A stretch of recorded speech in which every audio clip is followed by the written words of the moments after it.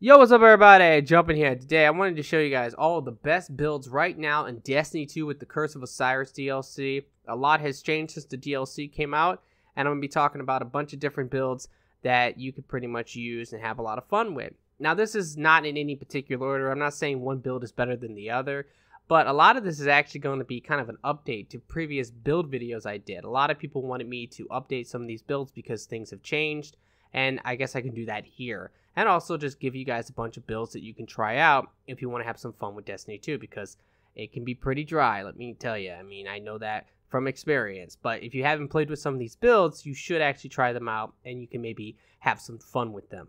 So let's go ahead and get started with this. The first build I want to talk about is the Axion War Rig Auto Rifle Titan build. This is a really fun build. I think that a lot of people know about it just because it was so popular.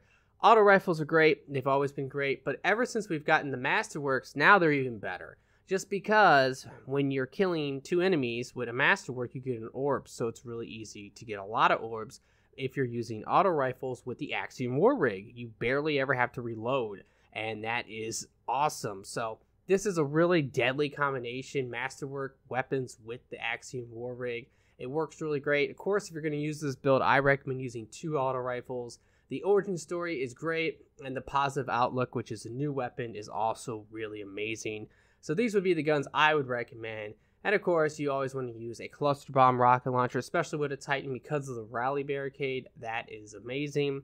But what's really cool about this build, one thing that has changed, you can actually get 10 recovery now with the Titan, which is pretty crazy. So this build works really well in PvE and in PvP. Let me talk about the armor real quick. On the helmet, I have increased armor recovery. On the gloves, I have increased reload speed for the kinetic weapon. On the actual chest piece, I have grenades will recharge faster with an ARC subclass. I definitely do recommend the Striker with this build just because the Striker is so universal and so great. On the boots, I have increased armor recovery. And on the Titan mark, I have increased armor resilience. My split is 2 mobility, 4 resilience, and 10 recovery. And that is epic, especially with the 10 recovery. And of course, I would pretty much always recommend the top tree for the Titan just because the top tree is so awesome and it's really great just because of the double pulse grenade. Pulse grenades got nerfed, but it really didn't make a big difference because they're still really, really good. So that's going to pretty much do it for the first build. It's pretty simple, pretty basic, but now we can actually talk about something new, which is going to be the only new build in this entire video, unfortunately, because a lot of the exotic armors that came out, well, they just weren't that great. But there was one that I really liked, so let's go ahead and talk about it now. Alrighty guys, moving on to our next build. This is going to be the only one with something new, but this is a really fun build to play. Is it the best in the world? Probably not, but it's so much fun that I have to put it on the list just because it's different. And I made a video about this, and a lot of people really dug it. They thought it was an awesome build. This is going to be an infinite dodge Gemini Jester build. And these boots are awesome. Every time you dodge, it's going to blind nearby enemies. Now, this does work in PvP, but it's a lot harder to actually pull off. In PvE, though, this is just a lot of fun. I definitely would recommend trying this out. So the boots, like I said, they're awesome. Every time you dodge, you're going to blind enemies. And you're going to want to play the ARCSTRIDER. And the whole concept of this is going to be use the top tree. And every time you melee an enemy, it's going to recharge your dodge ability. And if you use Gambler's Dodge, every time you dodge, it's going to recharge your melee ability. So I think you get the idea. You're going to dodge, melee, and it works amazing. It's actually a lot of fun. Now, for the weapons for this build, I use the Better Devils a lot just because it's a lot of fun. And this is a really great weapon with the Masterwork. There's no doubt about it. But the main weapon I like to use is the Soul Pariah. This is a really great SMG. It's a Lost Prophecy weapon, and in my personal opinion, I think it's probably the best one. It's very good in PvP, it's very good in PvE, and it's awesome. It has Grave Robber, which is really good for this build. Every time you get a melee kill, it's going to reload a portion of the magazine. Now, the heavy weapon or the power weapon, I would actually recommend probably a shotgun, but right now I just have the Sense of the Past on just because why not? Now, for the actual armor itself, on the helmet, I have improved armor recovery. For the arms, I have improved armor resilience. For the chest piece, I have grenades will recharge faster, and for the boots, I have increased armor recovery. And finally, for the Hunter Cloak, I have grenades will recharge faster. So that's pretty much the setup for this. Like I said, you should try it out. It's a lot of fun. It's a close range melee build, but it's different and it's really awesome. So let's go ahead and talk about the next build. Next up, I want to talk about my classic Nazarick Sin Warlock build. This build is really epic. I've talked about it a lot. The best thing about it is that it's universal. You can use it on any of the subclasses, but in my personal opinion, I like it the most with the Stormcaller.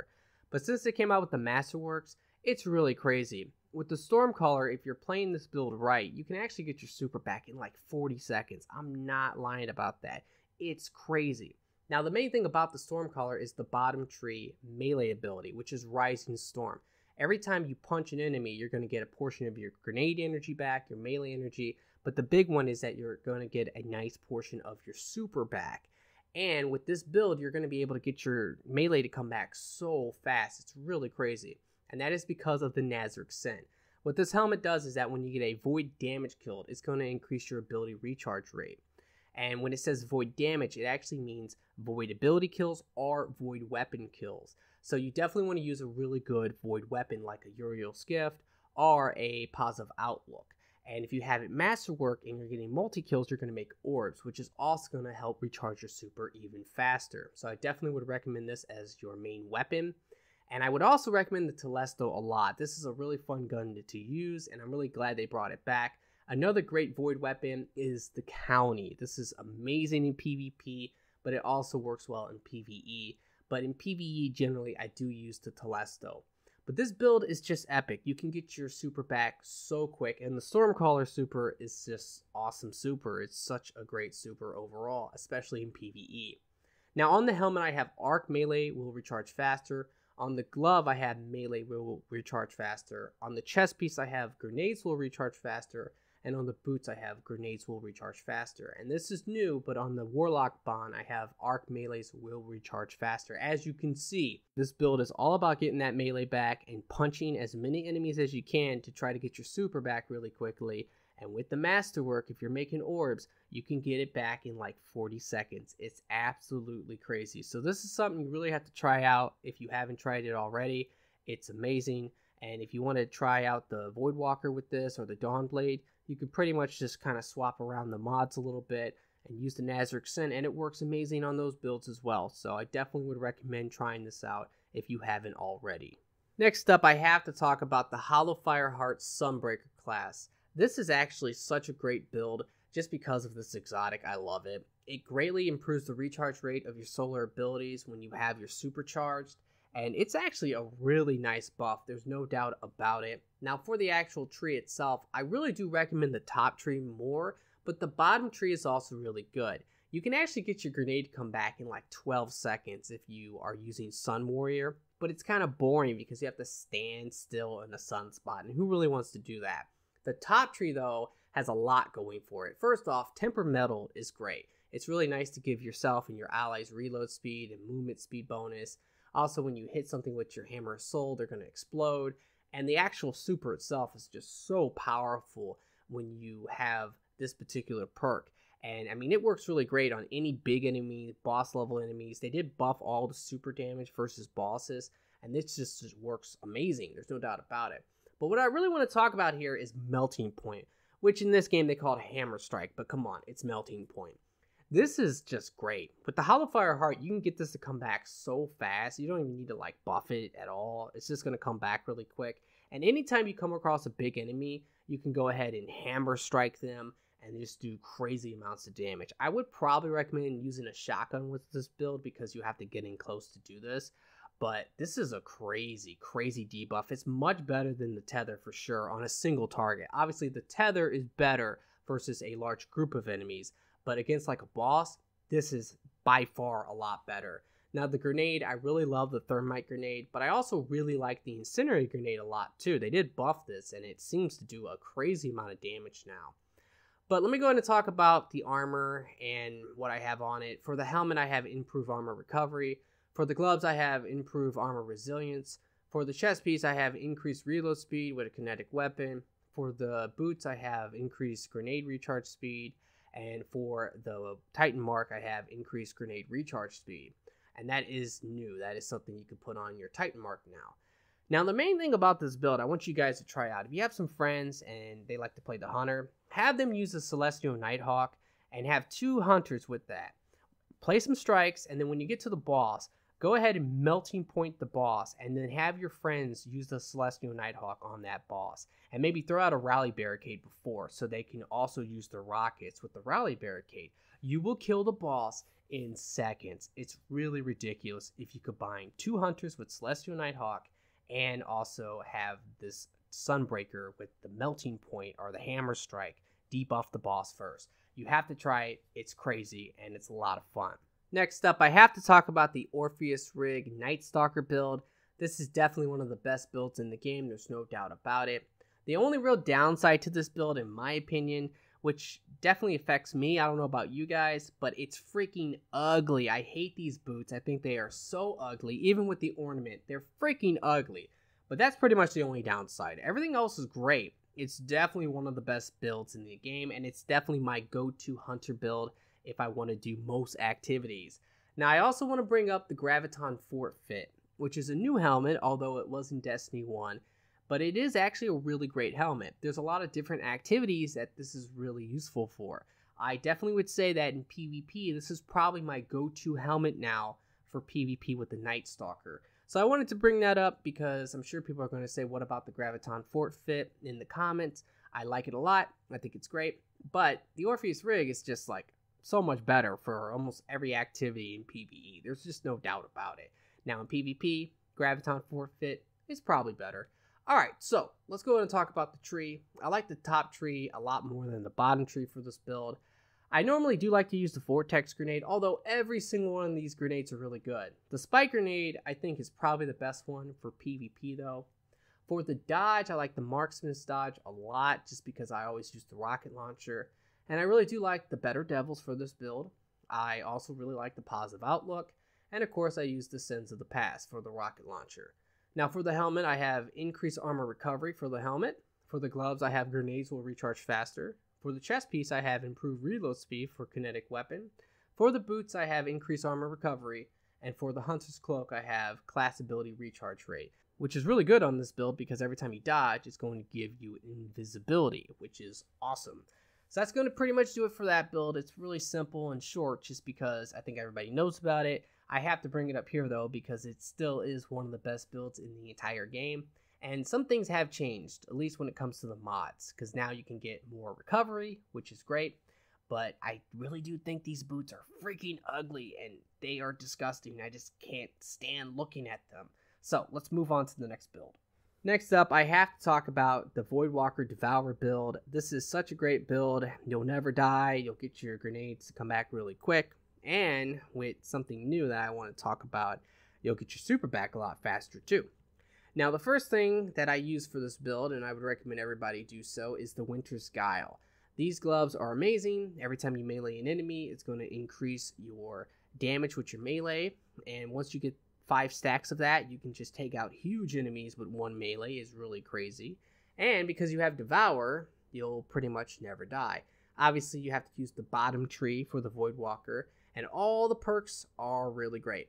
The main one, though, is that when you consume your grenade, it's going to activate Devour and give you all your health back. And then when you have the Devour effect active, killing enemies will extend its duration and also recharge your grenade. So that is epic. I would definitely recommend the Axiom Bolt for this. You can use whatever grenade you want, but I like the Axiom Bolt the most just because you can throw it out and let it do its thing. You don't actually have to aim the grenade that much. But the thing I wanted to talk about is the weapon for this build. The weapon that I would really recommend trying out is a Masterwork sword. Now, I don't have one currently, and I don't even have a raid sword anymore because I broke them all down. But if you can get your hands on a Masterwork raid sword, that is an amazing sword. It's going to have 2 of the best perks, which is hitting enemies will give you more damage, and also hitting enemies 3 times will give you some ammo back. Now, they did nerf that sword where you can't just spam the power attack anymore, and that's a bummer, but it still is a really good sword, and with the Masterwork, you can get increased impact on that. And the best thing about it, though, is every time you kill 2 enemies, you're going to get an orb. Now, the way that the Masterworks work is that when you kill the 2 enemies, the orb will always drop where the enemies die. And with the sword, you're right there to pick it up every single time. So if you're using that sword, you'll never die. And on top of that, you're also going to be able to pick up the orb right away and get your super back a lot faster. So for this build, you're going to be able to always get your health back, always get your grenade back really quickly, and with the sword, you'll get your super back really quickly. I mean, that's fantastic, and I really do love this build a lot, and you have to play it if you haven't played it yet. Now for the helmet, I'm using grenades will recharge faster with a void subclass. For the gauntlets, I have grenades will recharge faster with a void subclass. For the chest piece, I'm using improved reload speed with a kinetic weapon. For the boots, I have void melee abilities will recharge faster. And for the warlock bond, I have grenades will recharge faster with a void subclass. So yes, I am triple stacking the grenade cooldown.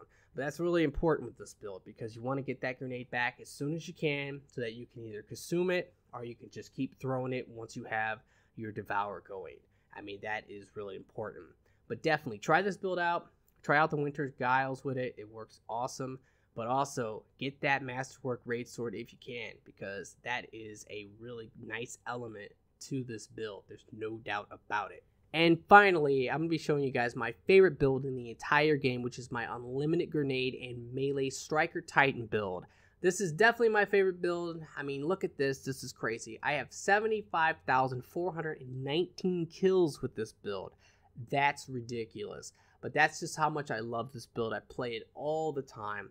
Now, the main concept behind this build is you have to use the Skullfort Exotic Helmet, which what it does is that whenever you get a kill with an arc melee ability, it's going to trigger health regeneration, which is actually really good health regeneration. And it's also going to fully recharge your melee ability.